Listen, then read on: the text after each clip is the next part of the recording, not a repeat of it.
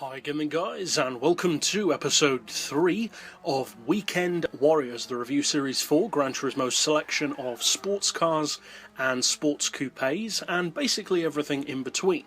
And in this particular pick we are featuring probably one of my favourite cars in terms of purely its design within this category. Definitely of the more modern vehicles, I would say this is one of my favourites in terms of its looks. Basically Peugeot's answer to the Audi TT Quattro. It is of course the Peugeot RCZ. Now this car, since its release, has of course had a facelift. It's also got more power, and various other models have been released of it, different variations. Personally, I actually don't like the facelifted model quite as much.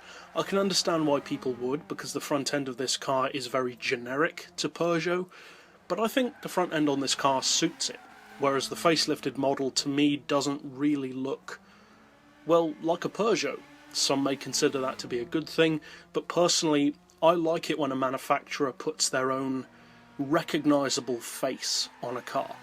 So to me the Peugeot RCZ with the facelift just doesn't really look like a Peugeot. It became kind of generic, to me anyway. This model though on the game is an interesting car. It offers a relatively unique package. It's one of the very few high performance French sports vehicles on the game. It's of course a full premium, it's a newer shape model, and as I said, I think it's a fantastic looking car. I think the best single piece of the design, in my opinion, has got to be the roof. That double bubble glass canopy on the car just looks absolutely fantastic to me. That's the exact kind of thing that you'd expect from a design house like Zagato. They make fantastic looking cars like that, and I also love the fact that it's becoming kind of a cliche now, but that design element where the pillars of the car are a different colour to the body. Now of course these days you see a ton of cars with that, but back when the RCZ first came out there were far less cars which had that, so it really did stand out more. Now as far as the visual upgrades, it's got a pretty good selection of them. You've got body kits, rear wings, even the interior additional gauges such as for the turbo actually suit the design really well. They fit into the dashboard, they look like they're supposed to be there. I like the colour scheme of the interior as well, with the white and grey, and overall it's just a stylish car as far as I'm concerned. But of course on GranTurismo, style is only necessarily half of the importance, if that. The real thing that you want to know is of course performance. Well, first of all, the car costs 42 grand. So you're not shelling out a huge amount of money anyway, so even if it's not necessarily the best thing since sliced bread, it's not necessarily going to be that disappointing, because you haven't spent a massive amount of money on it. However, what you do get for that 42 grand is actually a pretty good package. You get a 1.6 litre turbo engine, so it's quite a small, high-revving, thumpy engine. The car itself is, as you'd expect from a front-wheel drive coupe, not particularly heavy. It weighs 1105 kilos with the full weight loss package, and it actually puts out some seriously impressive power figures. 461 horsepower, 346 foot-pounds of torque.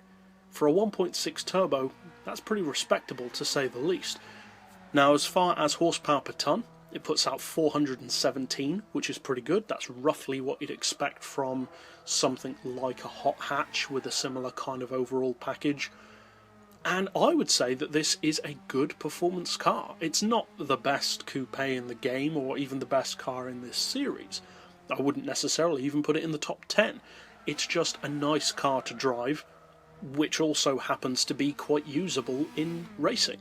Now as far as the PP, fully tuned, I would say it's a little bit too high. 544 pp is the fully tuned level of this car, and that is very high when you think about it. For a 1.6 litre, 460 horsepower car, 544 pp really is pushing it, because at that kind of level you can get some serious kit.